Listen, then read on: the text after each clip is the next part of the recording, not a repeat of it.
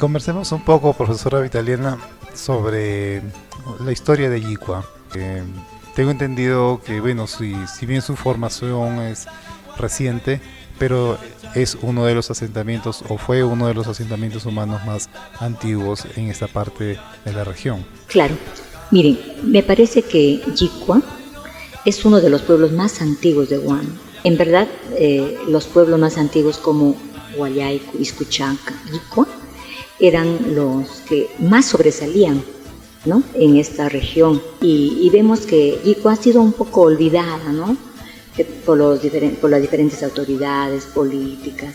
Y bueno, ahora queremos que este pueblo tenga su relevancia en nuestra región y por lo tanto tenemos que saber de cuánto ha aportado este pueblo para nuestra región Guam.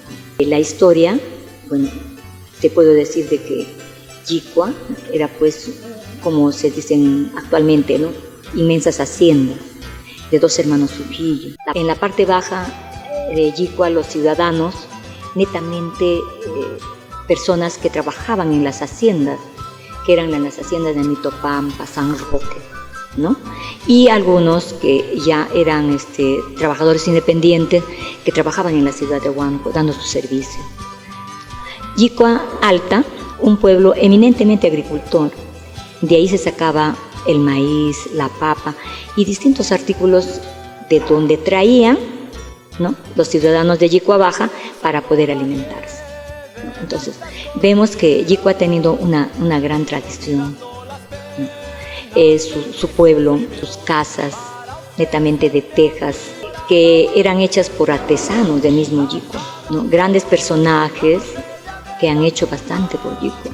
Pero, ¿qué pasaba? Que estos pobladores siempre estaban subyugados a los hacendados. Después de que se dio en el gobierno de Juan Velasco Alvarado, en la reforma agraria, mira, que en la reforma agraria pues dejan ya de funcionar estas haciendas, ¿no? Y vemos que los pobladores de Yicua, muchos de ellos se quedaron en los terrenos, ¿no?, donde se sembraban caña. ¿Y la caña para qué servía? Para el aguardiente, ¿no?, donde en esas haciendas se destilaba el aguardiente. Entonces, ellos empezaron a trabajar y bueno, la gente que ya estaba más a la ciudad se empezó a darse cuenta de que sus hijos ya no podían seguir trabajando en las haciendas, sino tenían que seguir estudiando. Así que Yicua empieza una nueva vida, una vida muy importante cuando se da ya como un asentamiento, no humano, sino como un centro poblado mayor, en donde ya tenía sus autoridades. ¿La cual es su denominación actual? Actual es el centro poblado de Yicua. Y bueno, en donde empieza ya a funcionar políticamente con un primer alcalde, que bueno, es un señor Francisco Tarazona, ¿no? Y actualmente el señor alcalde, que es el señor, no me acuerdo tanto su nombre, bueno, es el último alcalde que está en esta gestión, ¿no?, y que está trabajando, ¿no?, está trabajando. La verdad que en los centros poblados a los alcaldes les falta mucho asesoramiento. ¿A qué se debe? A que ellos aprendan a hacer un diagnóstico, recoger los problemas propios de la ciudad. Hoy vemos que Yicua ha crecido enormemente. Mire, tiene más de 13 asentamientos humanos. 13. Y, o sea, el pueblo, el cerro, a la subida del Cerro San Cristóbal podemos ver los asentamientos humanos. En todo el margen, hasta el río Jancao, que es nuestro límite, ¿no? Y podemos ver que todos esos asentamientos humanos es de las personas que han venido de distintos lugares. Entonces la población ha crecido, o sea, una explosión demográfica desordenada, ¿no? Y eso es lo que tienen que ver las autoridades, ¿no? Entonces, Yicua tiene pues sus costumbres muy interesantes, un pueblo netamente religioso, con bastantes valores, ¿no? La gente antigua tenía muchos valores y actualmente, ¿no?, a la gente se le ve que es muy respetuosa, muy responsable. Claro, los males sociales han invadido todos nuestros pueblos, ¿no?, y también encontramos eso en Yicua, pero aún así podemos rescatar muchas cosas muy importantes. Conversábamos sobre el aspecto histórico de Yicua, algunos documentos que hacen referencia. ¿Usted habrá encontrado algunos documentos que hacen referencia a la historia de Yicua? Sí, bien, hay un acta de creación que está en manos del señor alcalde, ¿no? Que esperemos que él nos facilite, ¿no? Para tratar de que el pueblo conozca, ¿no? Estas actas. Y también nos han dicho que otros documentos muy importantes que se encuentran también en el obispado de Huánuco, ¿no? Y son documentos que realmente valiosos para la historia, ¿no? Que algunos historiadores se han olvidado, pues, de este pueblo. Claro. Y es evidente que entre los años de formación de repente de la sociedad colonial, los huanuqueños que vivían hacinados también alrededor de la plaza, hayan utilizado Yicua de repente como una despensa, ¿no? De donde proveían leña, de donde proveían productos agrícolas, de donde proveían también, ¿por qué no mano de obra también al respecto, ¿no? Ya que estaban situadas las haciendas que usted hace mención.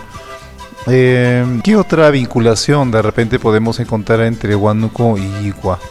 Bien, mire, la vinculación en los años anteriores era muy importante. De aquí se llevaba el maíz, los frijoles, que era muy importante para la alimentación en Huánuco, las verduras, ¿no? Aquí el agricultor, ¿no? Sembraba toda clase de verduras, beterraga, zanahoria, y eso lo llevaban a los mercados, ¿no? Y principalmente el único mercado que tenía en esa época Huánuco era pues el mercado viejo, que lo llamábamos, ¿no? Y luego la mano de obra, ¿no? De aquí iba mucha gente a trabajar allá en distintas cosas, ¿no? Como por ejemplo albañiles, mecánicos, artesanos, panaderos, ¿no? Y vemos que Yicua ha tenido un gran valor en los artesanos.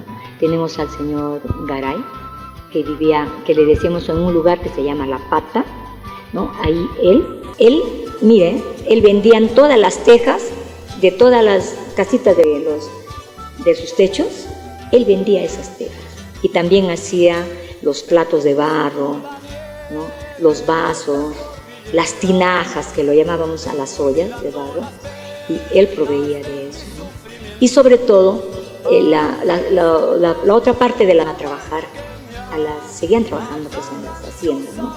Pero después de que culminó eso, ya la gran mayor parte de la gente buscaba, ¿no? Trabajar en la ciudad de Huánuco. Entonces, Huánuco tiene una gran vinculación con el pueblo de Yicua, ¿no?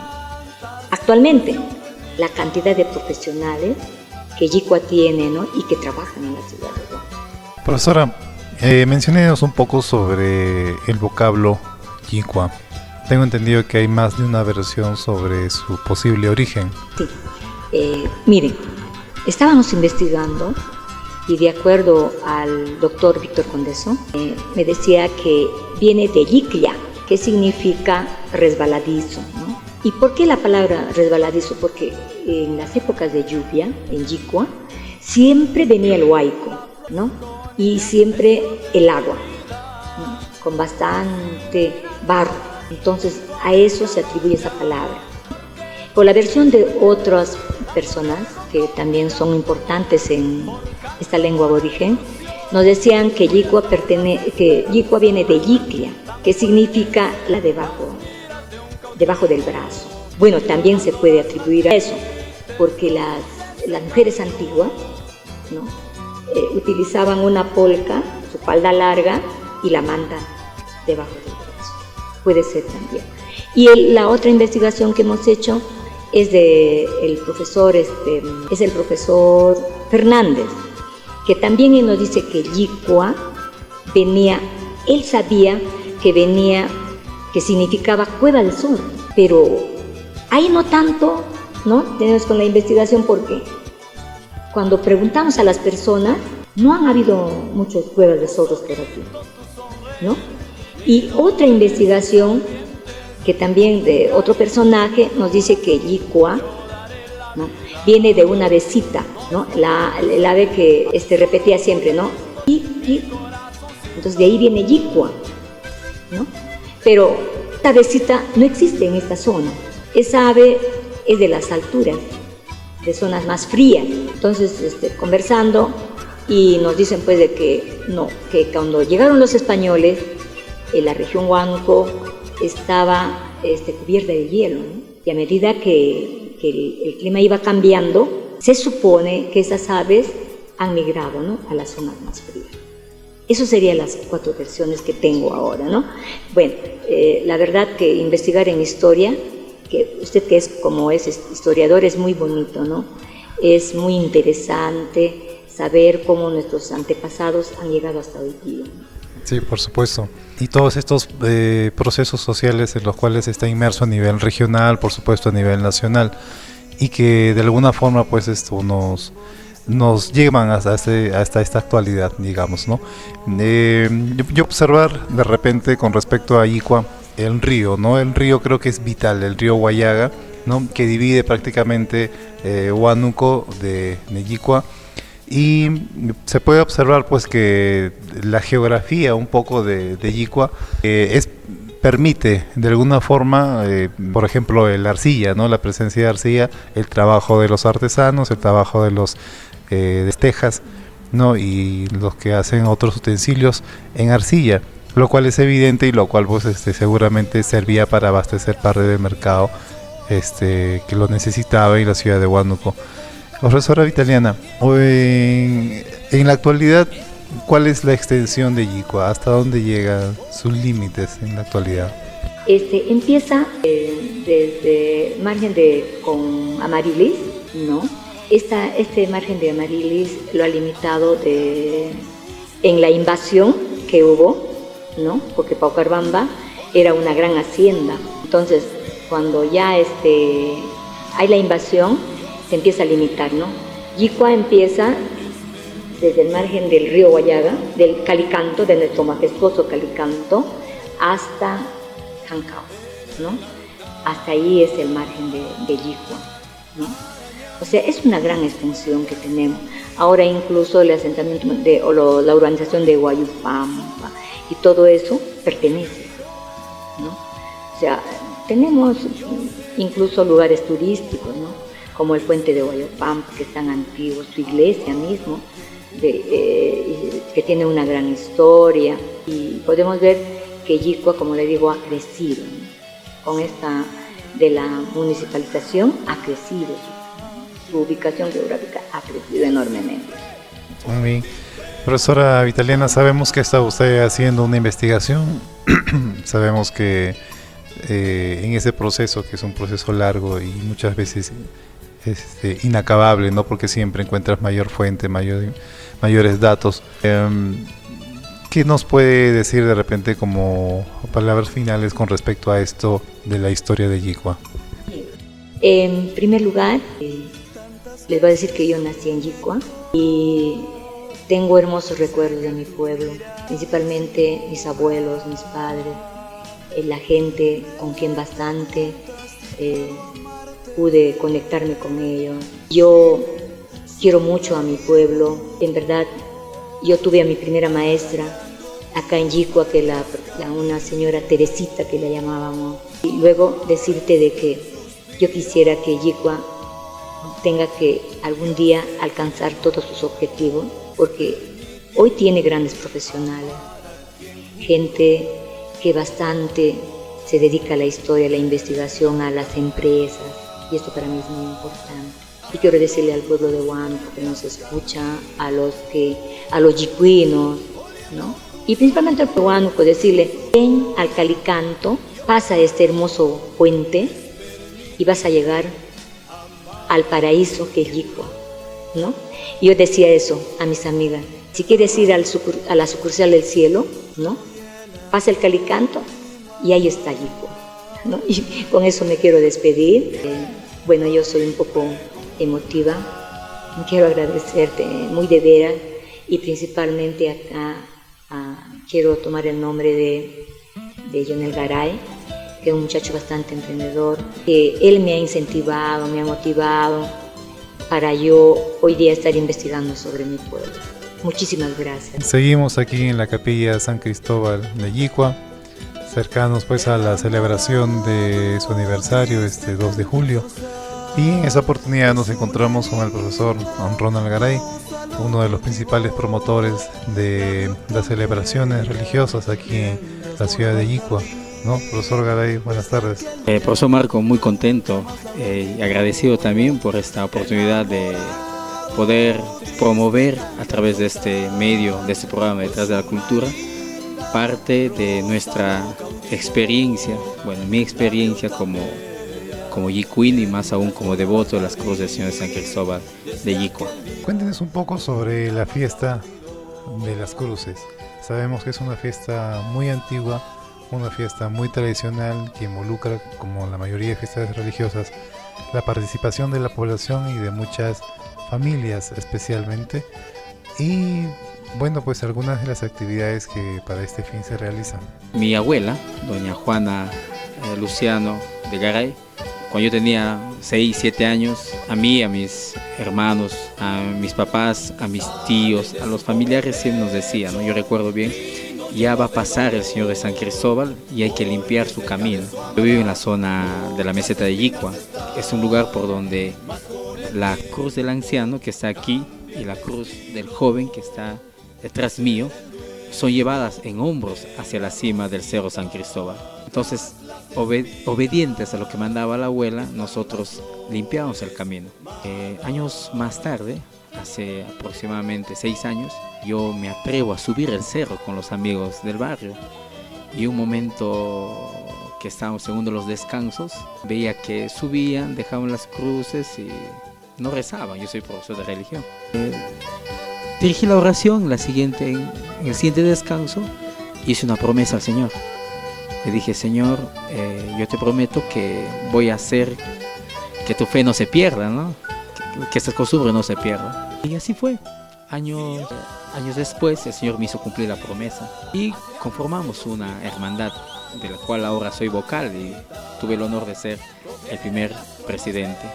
Conjuntamente con varios amigos del barrio de Voz formamos la hermandad que ya tiene 3 años. Y hablo de esto porque la hermandad ahora, concretamente, ayuda a cuidar esta fe y esta tradición que data más de 2 siglos.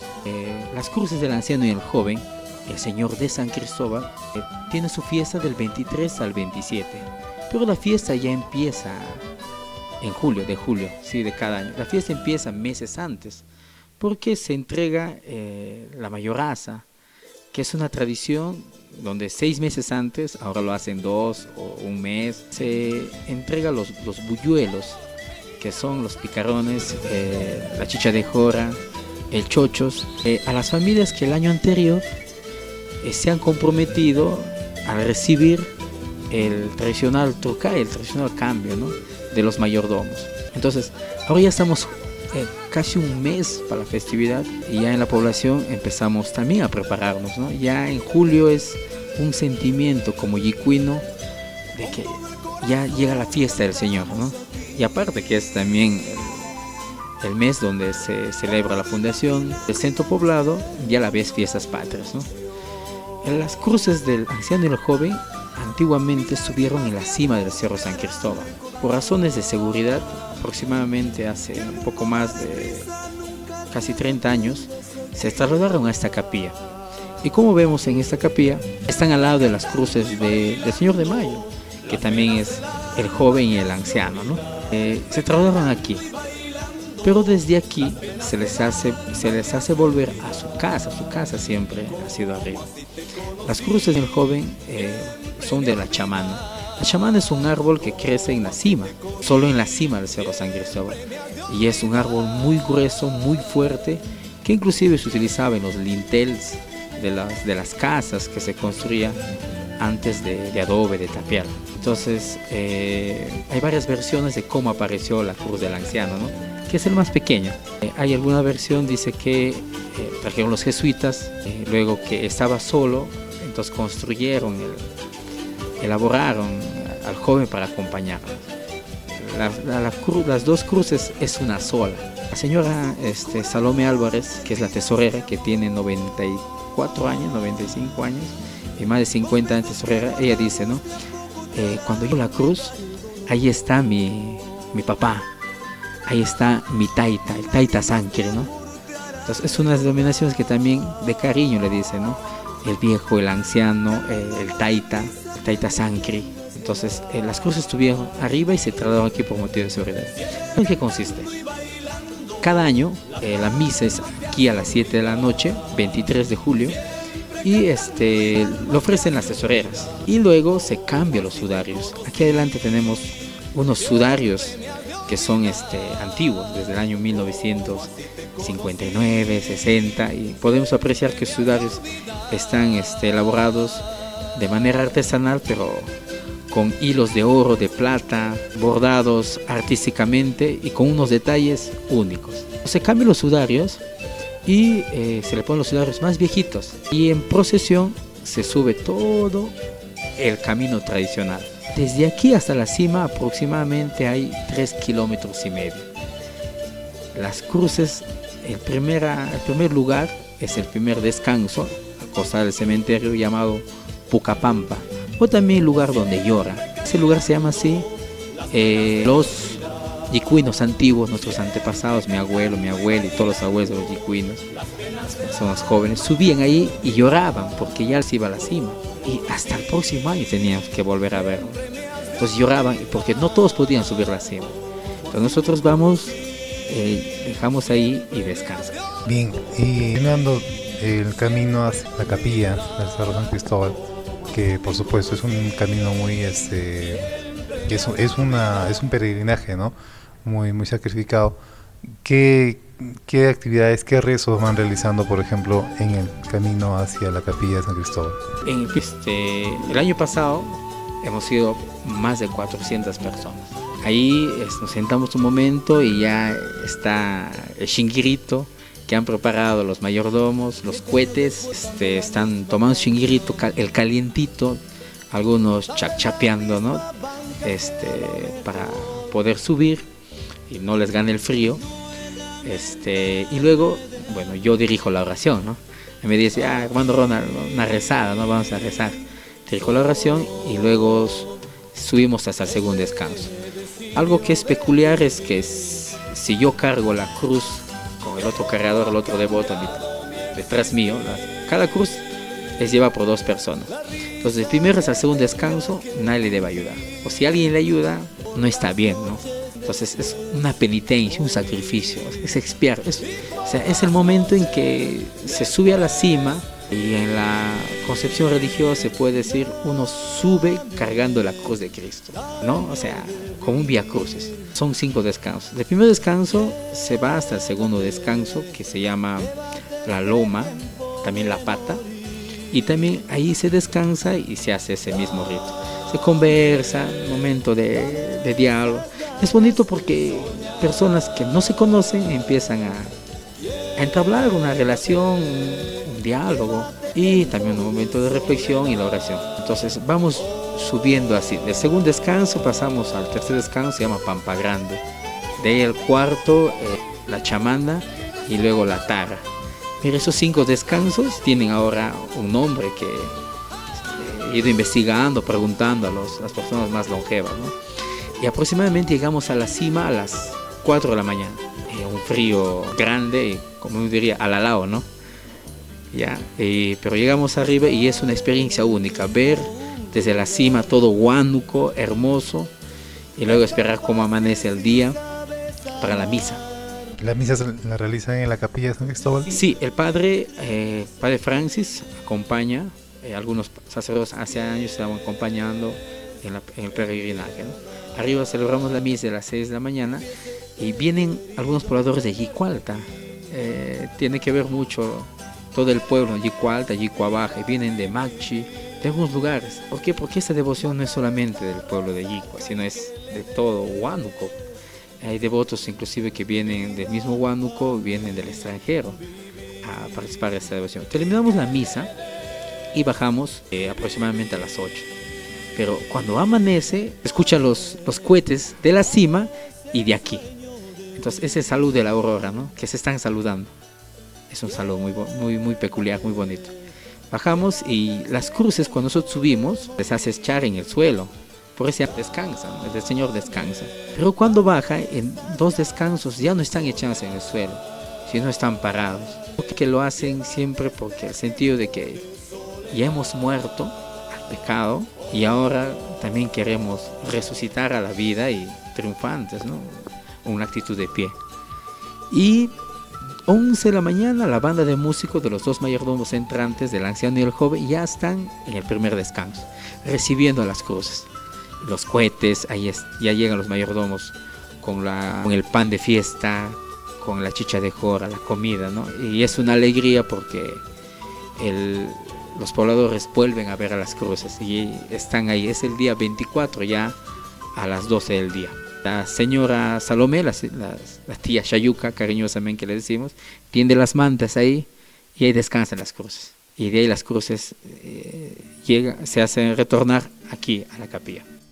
Y aquí en la capilla, me imagino, continúa la fiesta, sí. Misa. Exacto, aquí ya llegan a las 12 los cargadores, nos vamos a almorzar, acá los mayordomos, también los devotos, y a las 2 de la tarde ya vienen las mujeres a cambiar el sudario, cambio de flores, lo desvisten a las dos cruces, le ponen la flor, y la flor que tiene que poner siempre es la azucena. La azucena tiene una característica muy especial de tener un aroma muy exquisito. El padre Osvaldo me contaba que cuando venía de niño lo que le atraía era el olor a azucena, y antiguamente se podía apreciar las cruces bien voluminosas, sus brazos, sus piernas, ¿no? Porque estaba repleta de azucenas. Por cuestiones climáticas, otras razones más, es difícil encontrar azucena y cuesta caro. 3 palitos cuesta 3 por 5 soles, algo así, y es caro. O sea, ¿y quién tiene que dar estas azucenas? Los mayordomos, ¿no? Entonces empieza el cambio de flores, el sudario, los mayordomos donan los sudarios y se pone 3 sudarios en cada cruz, porque son 3 mayordomos. Claro. La azucena también tiene algunas particularidades, ¿no? Es una de las flores que resisten más ya sin agua, ¿no? Y conversando justo con la profesora Vitaliana me hacía referencia a eso, ¿no? Y obviamente la cruz no puede mojarse tampoco, ¿no? Y la azucena también, pues, esta particularidad de que aguanta más tiempo también sin agua, ¿no? O sea, más tiempo en el sentido de que mantiene su florecimiento, no mantiene su belleza como flor en ese sentido. Muy bien, Ronald, cuéntanos más. ¿Qué más después de la procesión al interior? A las 4 de la tarde empieza la procesión, la gente ya en sus alfombras, sus arcos, las recepciones siempre son en la casa de los mayordomos, donde recibe toda la familia y algunos devotos que hacen sus altares, ¿no?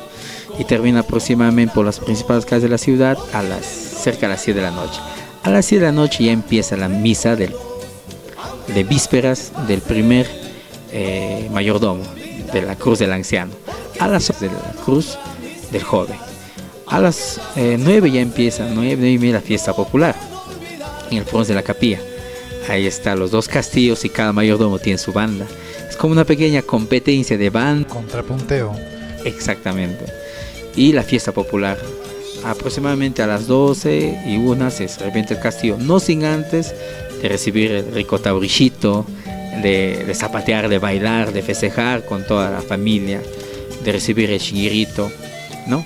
Algo que quería mencionar es que nosotros como devotos por el Taita Sankri estamos tratando de recuperar el chirimillero. El chirimillero, un personaje tanto en la subida y la bajada, con el sonido de la chirimía tocando y un acompañante más que tambor, la procesión. Este chirimillero venía del valle, venía de Acomayo. Lamentablemente fallecieron y nadie continuó con ese legado, ¿no? Pero aún hay personas que están en su memoria el sonido. Entonces ya hemos hecho una grabación de poder captar el sonido y luego mandar a preparar el instrumento. Hemos ido a varios pueblos y no hemos encontrado ese instrumento. La chirimía es un instrumento que se trajo de Europa y siempre acompañó los momentos festivos y a la vez de piedad del pueblo. Entonces miren, y antes la fiesta era con la chirimía y también con la orquesta, no era la banda. Algunos mayordomos hoy en día ponen orquesta y banda. Y no hacen esto con mucha devoción. Los mayordomos de este año, ¿no? Saludo a todos los que son mayordomos de este año, que se esfuerzan porque quieren dar lo mejor, Señor, ¿no? Entonces termina la fiesta popular. En la víspera, seguimos todo eso todavía en la víspera, ¿no? Revientan el castillo. Al día siguiente es el día central. Sí. Mira, es un poco raro, ¿no? Primero la procesión y de ahí la misa, pero es así. Sí, al día siguiente hay otra misa, pero es la misma misa del día central, pero ya que entregan al nuevo mayordomo. Ahí se bendice el nuevo mayordomo a las 9 y 10 de la mañana. Luego hay que ir a desayunar a la casa de los mayordomos. No, ya va a desayunar ya. En la noche va a cenar. Al día siguiente desayunar. Luego al almuerzo, ahí sigue la fiesta. Y a las 5 de la tarde ya empieza el tradicional trucay, ¿no? El jala jala, hay que ir con el torito, con los cambios. Se viene aquí en la capilla, donde se va a hacer el entrega al nuevo mayordomo, y el trucay con panes de fiesta que lo han hecho la misma familia, entregar un cuy, gallina, las frutas. El cuy los animales deben ser vivos para que durante el próximo año lo críen y aumente, y así puedan sostener la fiesta, ¿no? Claro, que es la forma casualmente de colaborar con la fiesta, ¿no? El mensaje de repente es mantener la tradición a un año con actividades que te van a reproducir, como dices tú, ¿no? Y que te van a mantener la fiesta. Eso dentro de acá de Yicua, además pues de la fiesta y además de la fe que vive el pueblo yicuino con respecto a sus actividades. ¿Qué más, digamos, a nivel religioso presente aquí en Yicua? ¿Qué otras actividades de repente religiosas en Yicua? Bueno, la más marcada es la fiesta patronal, que empieza el 23 y termina el 27, ¿no? Son 4 días de festividad, y el 27 ya se termina con la procesión, un circuito pequeño en el patio y la oración, ¿no? Luego cada mes tenemos las misas mensuales. Los domingos tenemos la misa a 6 de la mañana aquí en la capilla, y actividades propias de festividad también. Semana Santa. Semana Santa, aquí se hace el monumento, hay la tradición del cerco, de preparar también el altar. ¿Y es un lugar especial como para hacer un peregrinaje también?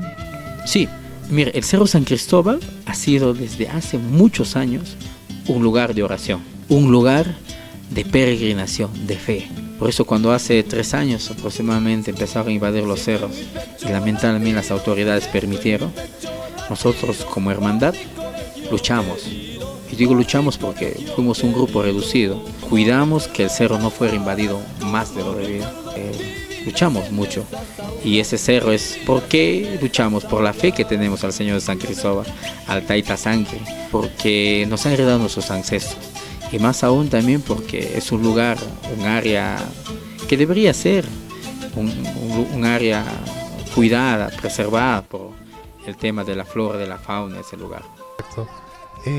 Estamos aquí en la capilla San Cristóbal en Yicua, y vemos también en los altares laterales, ¿no? de esta capilla la imagen de la Virgen del Carmen, la imagen de San Martín de Porres. También realizan, me imagino, alguna misa especial cuando se celebran estas fechas.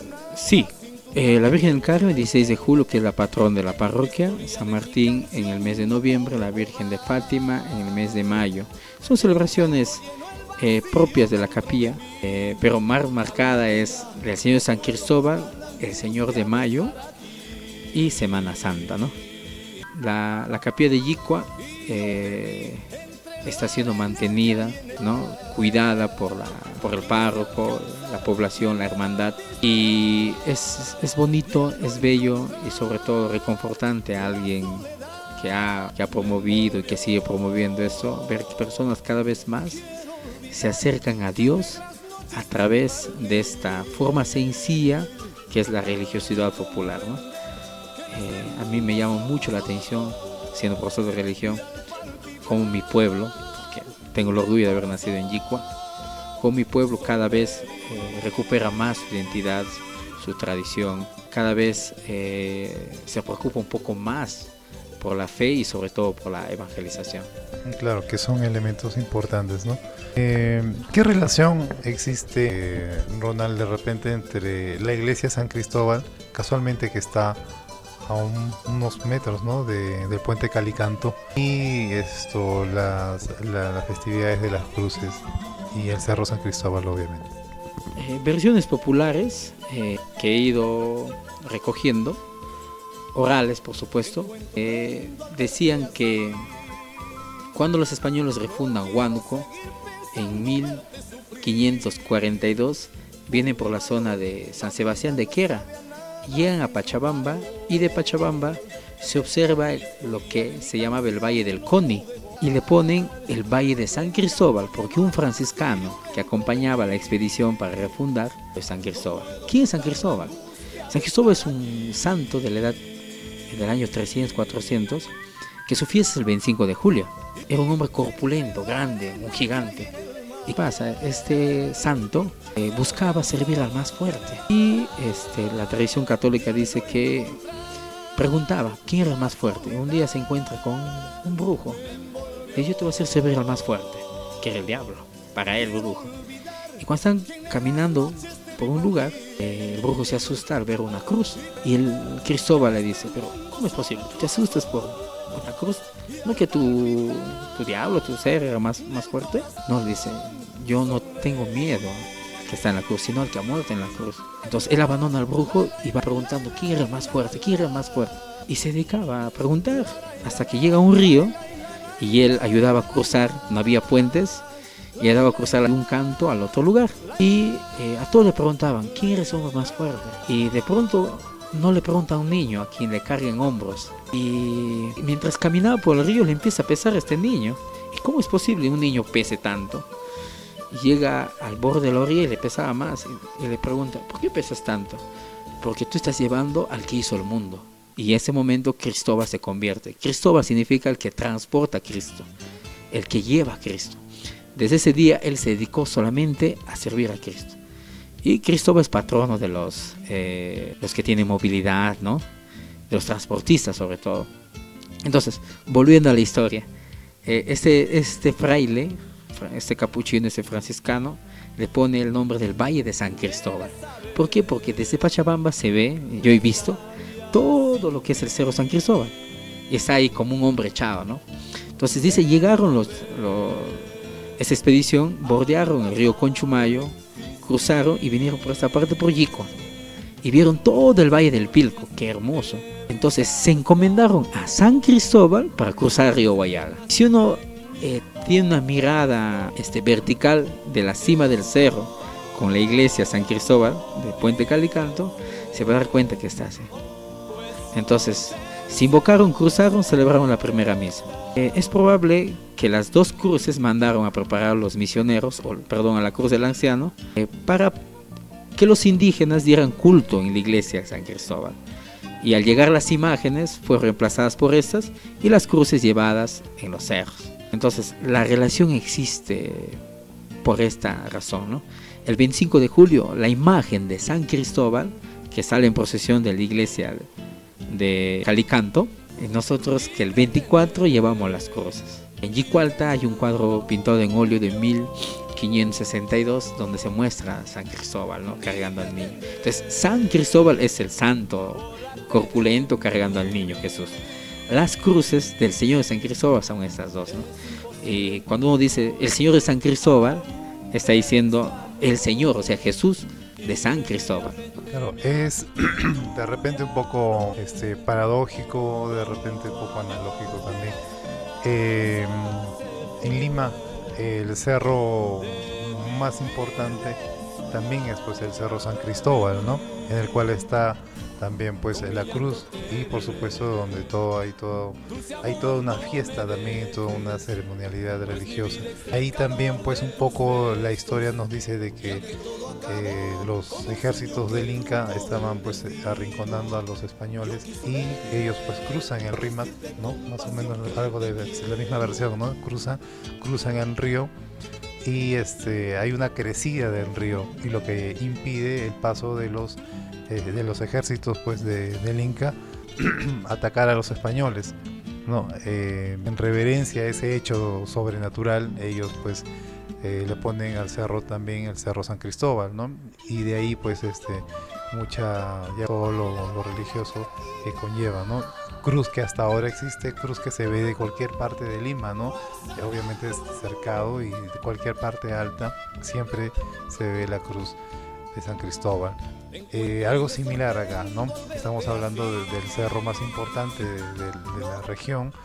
Es evidente que acá hay mucho de sincretismo religioso. Tú mencionabas la participación de los indígenas, ¿no? En este peregrinaje, en esta actuación. Pero al margen de todo ello, ¿cómo es, no, la religiosidad, ¿no? El deseo de salvación también que conlleva esto, para que fiestas de esta naturaleza hayan calado tan fuerte ya en una población como nosotros, que ya somos mestizos, pues, ¿no? Desde todo punto de vista. Muy bien, Ronald, qué agradable conversar contigo, que nos cuentes un poco de historia y de religión. Finalmente, mencionabas la Cruz de Mayo. ¿También es similar las celebraciones aquí en Yicua? Eso es paradójico, de verdad. Esta es la capilla de Señor de Mayo, se debería llamar.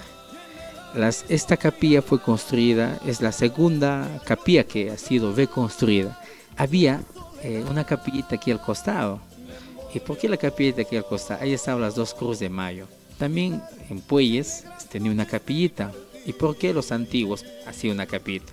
Porque cuando llovía, aquí en Yicua llovía bien, por la quebrada, bajaban huaicos, ¿no? Entonces la quebrada es un lugar donde pasa. La capillita estaba ahí para proteger al pueblo. Entonces las cruces de Mayo han sido, por decir así, pero no es tanto, ¿no?, desplazadas por las cruces de San Cristóbal. La fiesta en Mayo no es tan grande, ¿no? También hay perdieron devotos. Al final uno, cuando celebra esta fiesta, celebra al Señor Jesús, que ha muerto en la cruz para salvarnos. Pero en la concepción de la idiosincrasia de la gente es así: yo soy devoto de la Cruz de Mayo, no soy de San Cristóbal. Pero eso hay que ir educando, purificando, ¿no? Entonces, estas dos cruces están aquí, celebran su fiesta en mayo, ya, igual 3 días, hay una procesión pequeña, ¿no? Y también tienen sus devotos, también tienen. Pero esa es posterior, la más antigua es San Cristóbal. San Cristóbal estuvo arriba, ¿no? También arriba en la cima se ha construido la capilla. Un lugar no estaba bien protegido, ¿no? Las personas que viven en Yicualta, por ejemplo, el tío Abel, como cariñosamente le digo al señor Abel Rojas, él también, con toda la población, cuidan esta festividad, ¿no? La festividad del Señor de San Cristóbal es más marcada y más conocida. Y no solamente, como le decía, por Yicua, sino por Huánuco. Yo he ido a Pacuarbamba y hay gente que conoce porque llevaba sus flores hasta la cima. Entonces es la festividad más marcada, ¿no? Es una festividad definitivamente que involucra a diferentes sectores, vamos a decir de repente barrios, como normalmente antes estaba dividida y un poco, ¿cómo se dice? Por barrios y por imágenes religiosas, ¿no? Yo creo que el asunto va por ahí un poco, ¿no? Si bien es cierto, no ha desplazado del todo a la fiesta, pero la presencia de la Cruz de Mayo debe tener todavía sus propios devotos y seguramente su propia liturgia, sus propias características como tal. Claro, en el Perú las fiestas, como usted hablaba de San Cristóbal, son las fiestas en las cruces. Hay la cruz de Motupe, la cruz de Mayo. En mayo, en la liturgia de la iglesia, mayo y septiembre y Semana Santa son propiamente las fiestas de la cruz. Mayo es de mayo, día de la cruz.